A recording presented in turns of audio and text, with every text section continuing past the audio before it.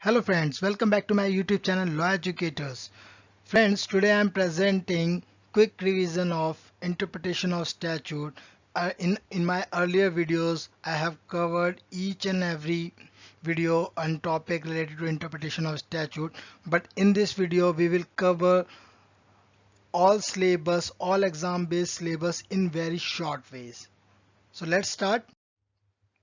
So today's topic, which we need to be covered.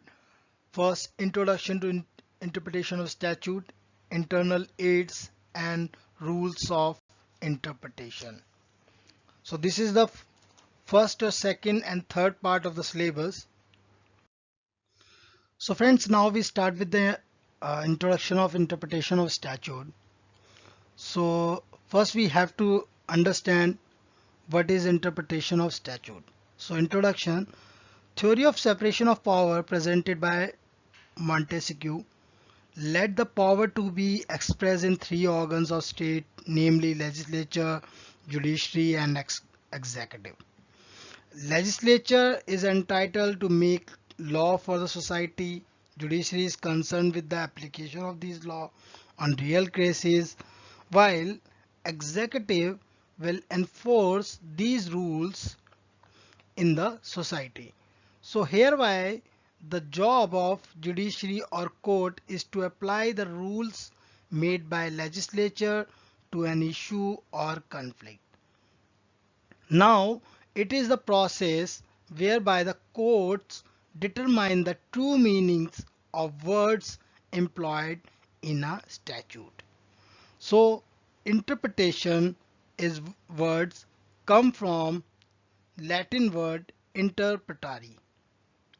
So interpretari means to expound, to understand, to translate or to explain whatever written in legislation, means whatever is written in particular law made by legislature.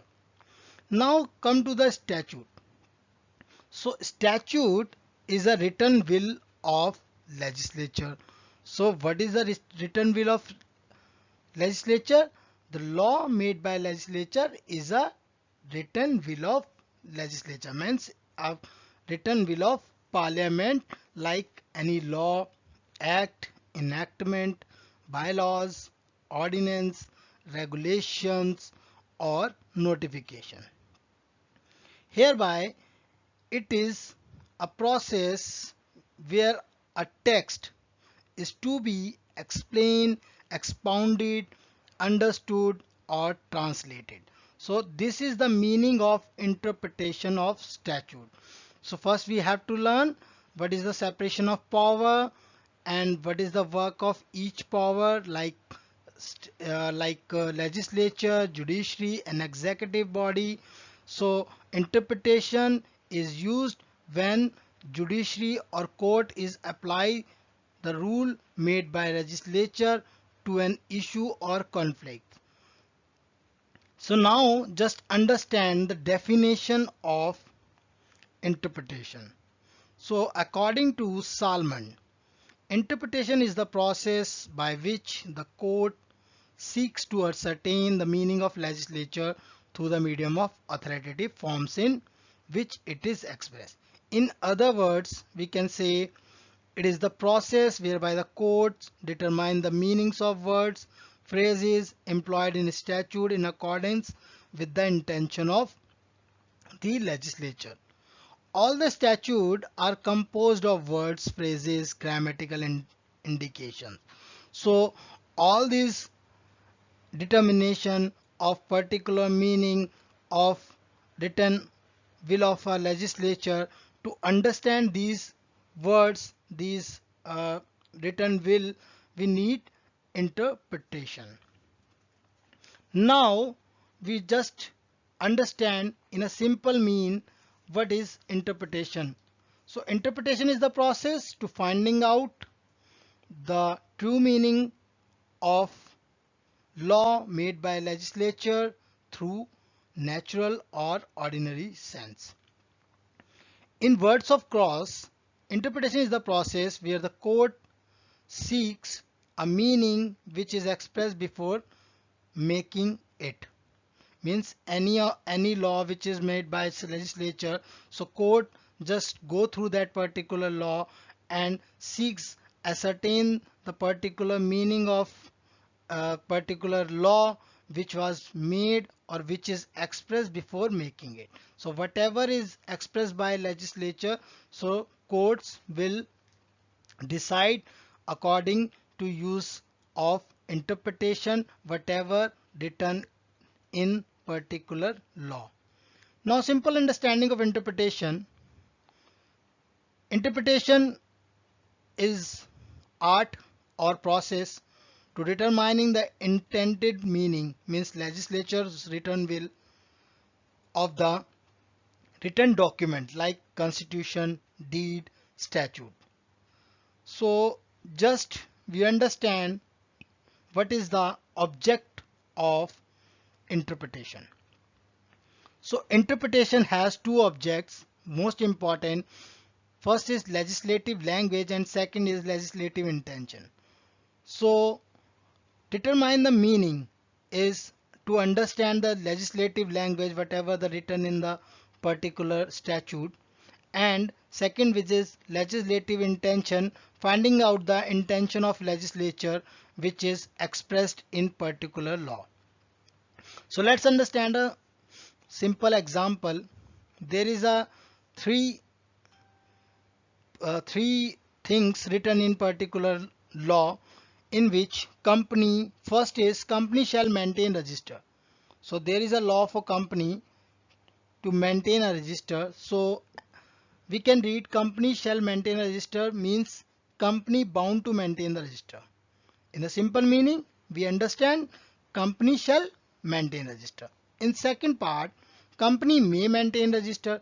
So there is a clause, means it company may be or not may not be maintain register. It's not compulsory to company to maintain a register.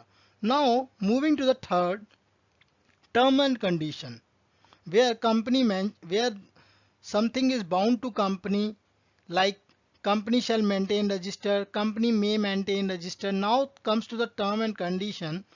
Non-maintenance of register shall be penalized. This is the term and condition given in particular clause or provision in a company for the company's written will. So it means company bound to maintain, company may be or may not be bound to maintain, but intention of legislature in the third part, terms and condition, intention of legislature is shown to bound company to maintain register. So this is a simple example. I hope you understand the interpretation process. Now moving to the need and purpose of interpretation. So necessity of interpretation would arises only where the language of provision is not clear or it ambiguous. Is there is something a language problem indirect communication like ambiguity, is vague information, or any word is not clear, then interpretation necessary to involve or insert. And the purpose of interpretation is to help the judges to ascertain the intention of legislature.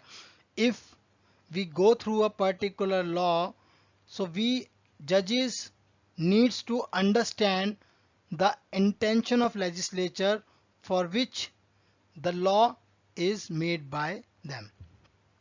Now moving to the need of statutory interpretation.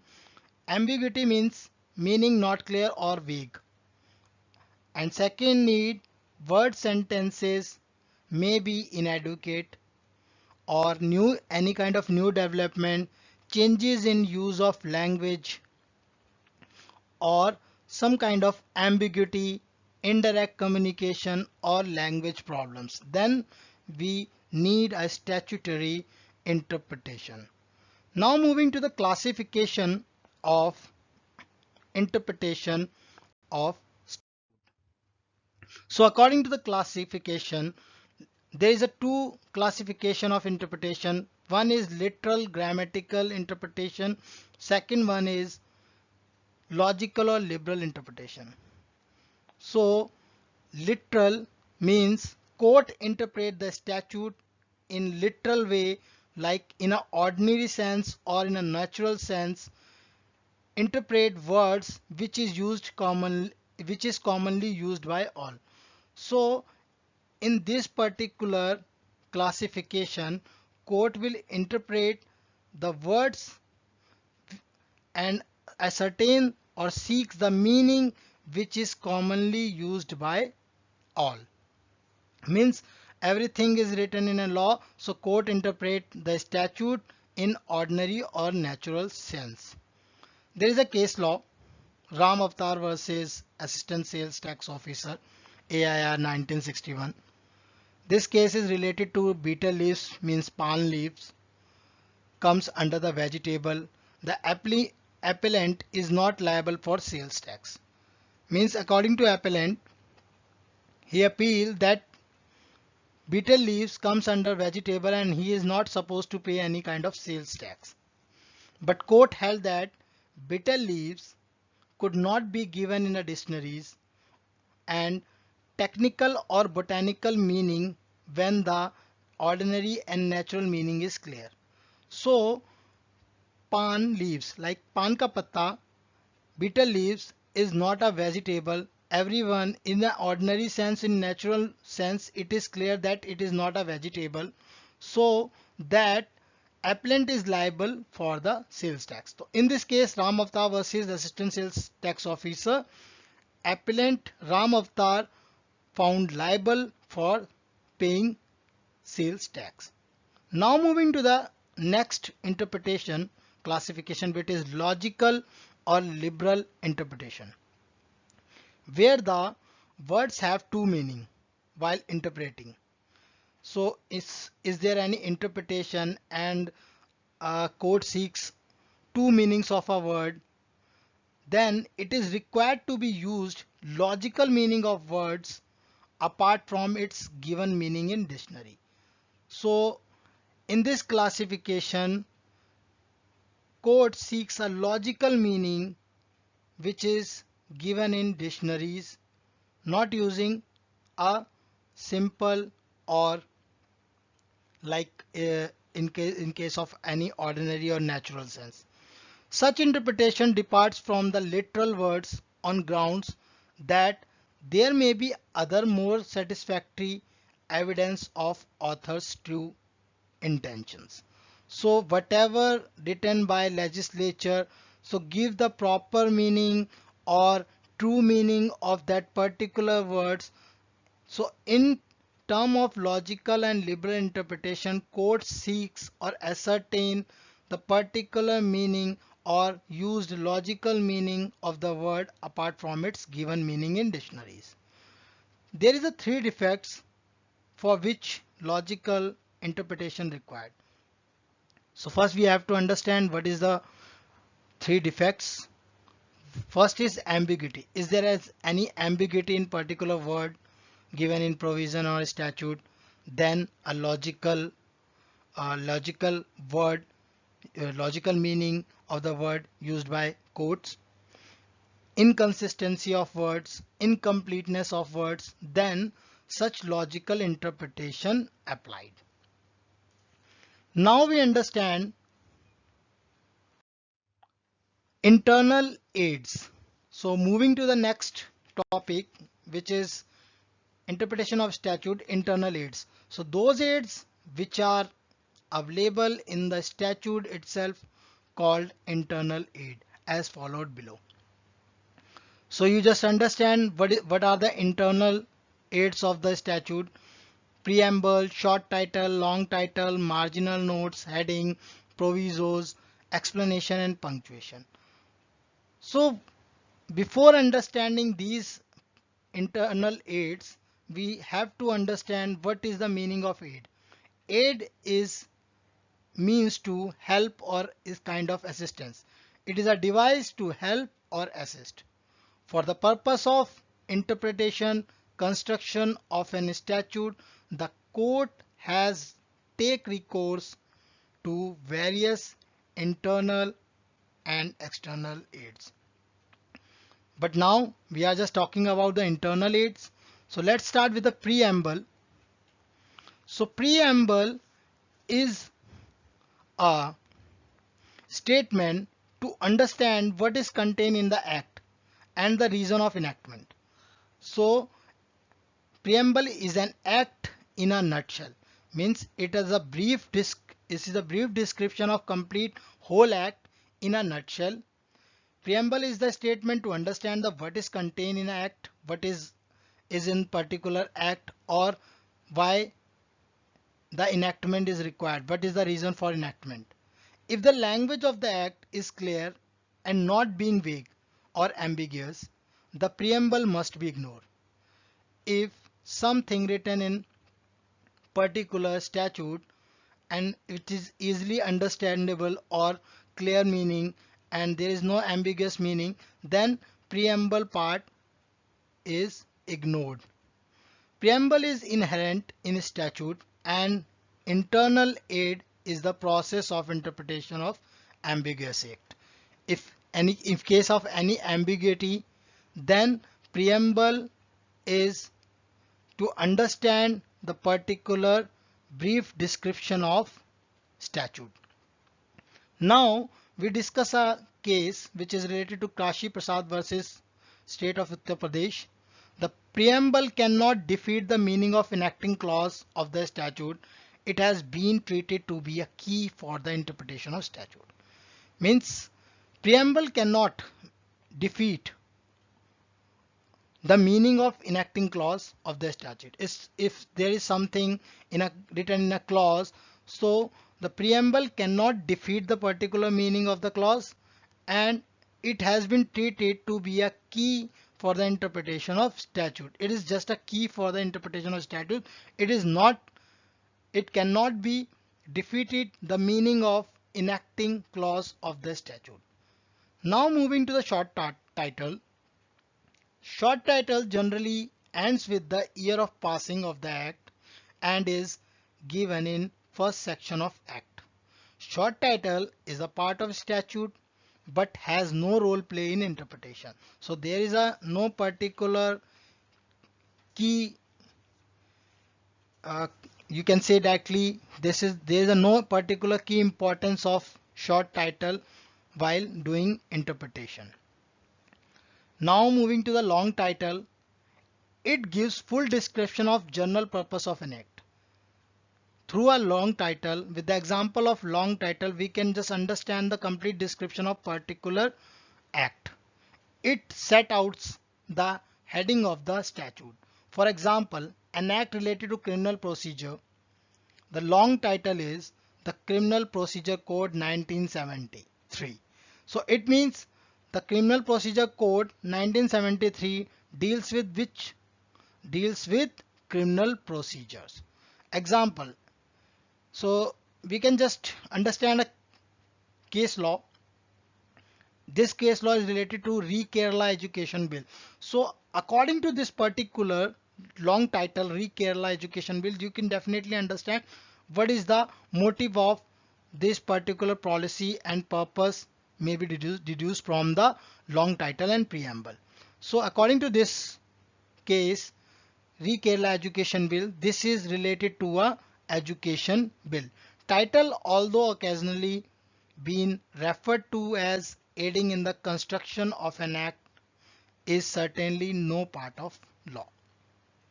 So we can say it's not a part of law, but it can be occasionally referred to an aiding to construction of an act. Now moving to marginal notes. It is a printed, means marginal notes are the printed at side of section in an act. Wherever a section is written, so in the side of the section there is a marginal note little there. It summarizes the effects of section. They are also known as side notes. This is a kind of side notes mentioned just at the side of the section. When the word are ambiguous, marginal notes are relevant factor to be taken into consideration while interpreting the ambit of sections. To understand the particular things written in the section, the marginal note will be would be the helpful internal aid to interpreting the ambit of section.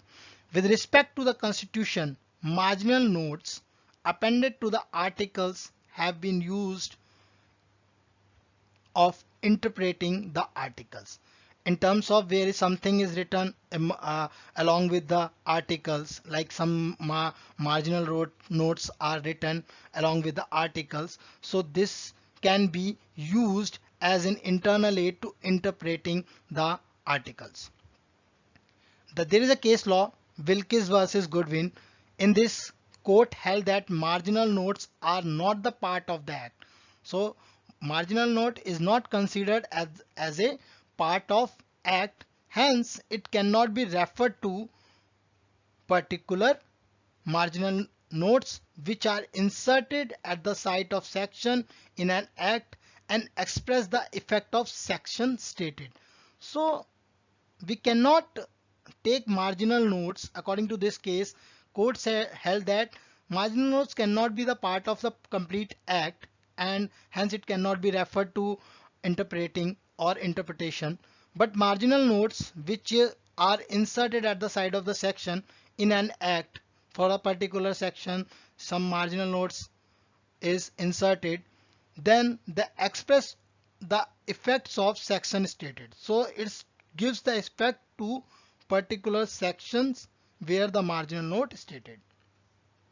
Now moving to the headings. Headings are two kinds. First kind is prefix to a section. Is something written with the section or a something prefixed to a group or set of section. So just understand the example. Section 437 non-bailable offense is related to the non-bailable offense. So section 437, so there is a section, there is a prefix 437 for non-bailable offense there, and if prefix is just stated towards the section 378 to 441 of IPC, offense against property means offense against property is a kind of heading, and sections, group of sections 378 to 441 is mentioned there. And if prefix non-bailable offense, the section 437 given as in prefix. So these kind of is headings. Now we just understand a case, Krishnaiah versus State of Andhra Pradesh. It was held that headings printed to the sections cannot control the plain words of provisions. So the headings cannot control, or it's not useful to interpret any plain words of the provision. In case of any ambiguity, heading shall refer to as an aid to construing the provision. When we doing the construction of a provision, then it, in case of any ambiguity or in case of any unclear word, then it shall be referred as aid to construing the provisions. I hope you understand. Now moving to the provisos. Provisos is added to an enactment to qualify or create exceptions to what in enactment ordinary, but it is not interpreted as general rule. So what we can say, what is proviso? Proviso is directly a provision. So when provision is added, where is something added in the enactment or create an exception for particular enactment, particular provision, then it is not the part as a interpretation for any statute. Proviso used to remove special cases from general enactment and provide for them specially. It's a special occasion where the such kind of provisos are added to an enactment to qualify or create some exceptions for particular enactment, then proviso is used. Now moving to explanation, it is appended to explain the meaning of words contained in the section. It becomes the part of enactment.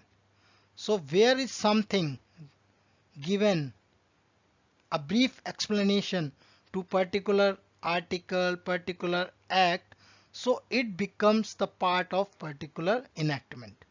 Explanations are inserted with the purpose of explaining the meaning of particular provision and remove the duplicacy or doubling which might creep up if explanation had not been inserted. If something somewhere is explanation is not inserted, so sometimes there is some words which is comes under a duplicacy, or there is a some meanings which is doubling or duplicacy. So then explanation are inserted with the purpose of explaining the meaning of particular provision. If so, with the provision there is something explanation written over there, then it will be the useful useful aid for the interpretation of particular provision. Now moving to punctuation. Punctuation is put in the form of colon, semicolon, commas, full stop, dash, hyphens and bracket, etc. So in earlier statute no punctuation were used. It is now used in the modern statute. The punctuations are to be ignored to read language, and court shall always interpret without attaching any importance of punctuation. So you can just directly understand the punctuation is no particular key importance to interpreting a statute. Now moving to understand rules of interpretation. So there is a three main rules, which is we can also say this is our primary rules of interpretation: literal rule, mischief rule and golden rule. We can say primary rules of interpretation: literal rule, golden rule, mischief rule. Now moving to the literal rule. Literal rule means ordinary meaning of rule or plain meaning rule. So literal rule is also known as ordinary meaning rule or plain meaning rule. The words used in the act are to be given or interpreted in their natural or ordinary meaning.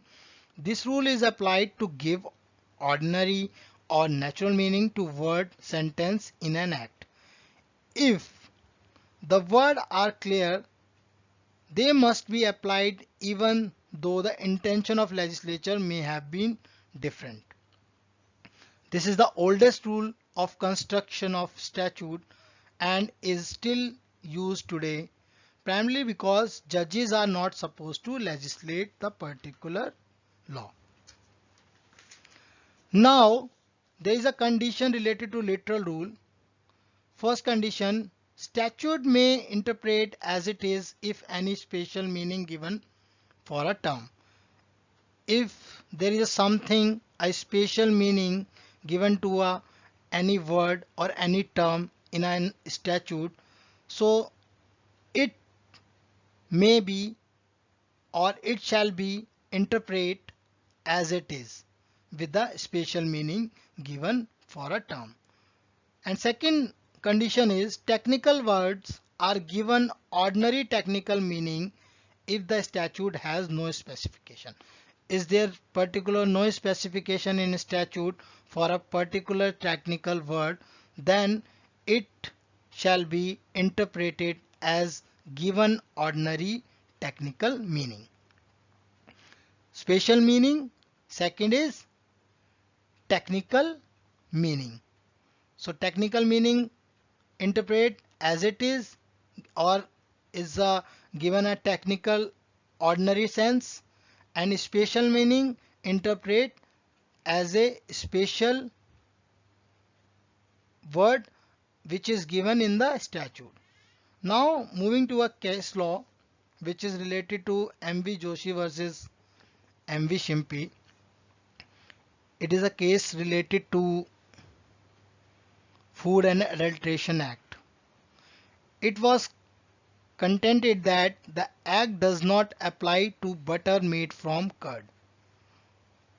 However, Supreme Court held that word butter is said act is plain or ordinary, meaning there is no need to interpret it differently, hence it is made from milk or curd. So in a simple meaning, in this case, court held that Supreme Court held that butter means butter in an ordinary sense. However, it is comes from milk or curd. So there is a no particular meaning needs to be applied for butter made from curd. Now moving to second rule, which is mischief rule. Mischief means defect, is there any kind of defect. It is also called Hayden's rule because it was given in Hayden's case in 1584. It is laid down in Hayden's case was that four things must be kept in mind. We have to understand four things which is kept in mind. First, what was the common law before making the act? So if we going to make any act, so what was the common law earlier? These are the question kept in the mind. Second, what was the mischief or defect for which common law did not provide? Third one is, what is the remedy that act has provided and what is the reason of remedy? So these four things must be kept in mind, and complete mischief rule is laid down in these particular things.